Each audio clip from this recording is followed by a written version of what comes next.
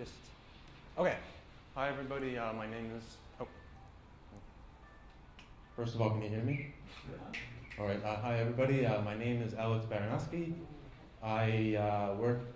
Yesterday I worked at a small startup in San Mateo called Runa, and today I work for Staples Innovation Labs. We're just going to be bringing machine learning and data analytics and real-time promotions and all of this smartness to Staples, and they're very excited to have us, and we're very excited to be there. So what I'll be presenting is a couple quick libraries that I've got. It should be, hopefully I can fit this under 5 minutes. These are blue-collar libraries. We're not talking about world-shattering, nerdy analysis. We're not talking about algorithms. We're talking about getting it so that I don't have to deal with too much pain in my day.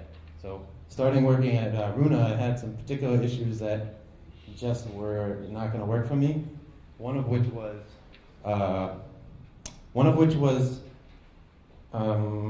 test output. A lot of times we have these maps that have hundreds of keys because they are like roll-ups of a lot of aggregated data.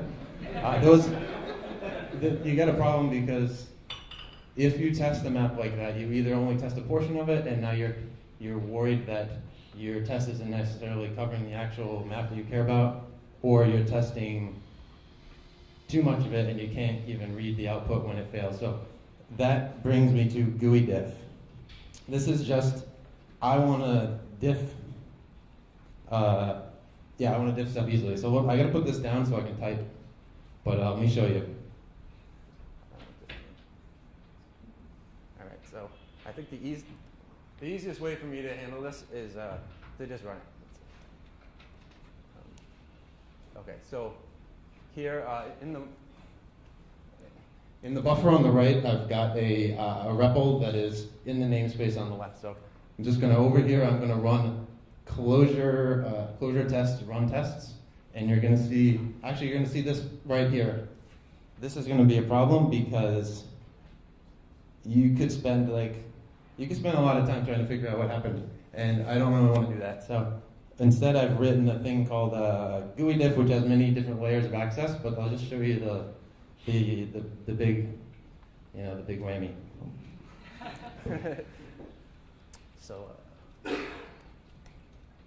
So if you see here, I was calling run tests. That's enclosure.test. This is the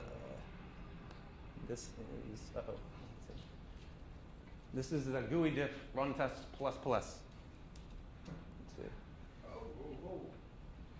So I'm not good at this. So this is right now I'm on Mac, so it's looking for file merge, which is a built-in tool on Macs. If you're on Linux, it'll try to find meld. If that doesn't exist, it falls back to, honestly, I forget. Someone contributed it. But so file merge works just like this. You can see, if you could see very close, a little more closely, you could see that it actually highlights in blue the very specific field that is actually diffed. That is the problem. So when I scroll down, we'll see, boom, 77 should have been 78. This is, not rocket surgery, but this kind of thing can save you trouble. Is it brain science? Is it brain science? Yes, definitely. Stirring your metaphors? Yeah, as you should. So this is the big, this will run a whole namespace, but then a lot of times you can just GUI diff to data structures, or there's some interesting, useful kind of tools in there for pretty printing and stuff like that. I use it every day. It makes my life a little easier. So let me just quickly move to the next thing that I use almost every day. Ario was saying there's no debugger. So this next thing is kind of since there's no debugger, what am I going to do? What am I going to do about it? Because I don't want to have to print line all the time. It's too much typing and it's a waste of my time. Here, so we have this guy here, this S expression. This is a data transformation. Now this is kind of silly because it's pretty easy to think about, and the data structures is a number, which is very easy to visualize. However, if this is kind of a series of those kind of maps, and maybe smaller maps where you're filtering, you're soaking, you're doing all sorts of transformations, it becomes very difficult to figure out. Well, it's harder to print out stuff and figure out what's going wrong at any given time. So,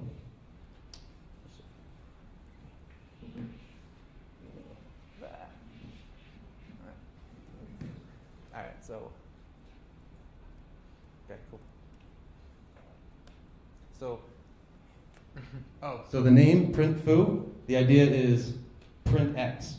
I want to be able to stick print dash in front of anything and get some kind of meaningful output to tell me what's going on with it. Here I'm doing it to a thread macro. This is probably the most useful thing that I use out of the library.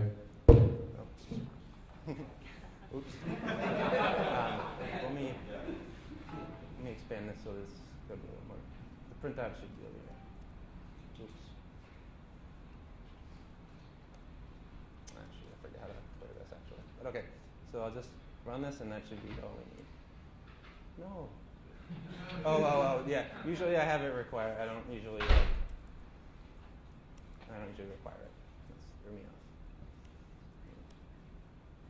No, what's happening? Is that like foo with F-U? No, foo as in. Oh, I see. Why it's not printing for some reason? Oh, I see. Thank you, sir. Good call. Okay, there. You see what it's printing out. It did it twice because I ran it twice, not unknowingly. You'll see when I run this that it prints each step with the symbol at that step and then the resulting value. And if you just, I'm over time right now, but if you go to this, if you go to my GitHub and look for print foo, you'll see, I've got similar things for cond, if, single arrow, double arrow, a variety of stuff like that. Just while you're going through your stuff, you can just print things out and not waste your time. So, Thank you very much.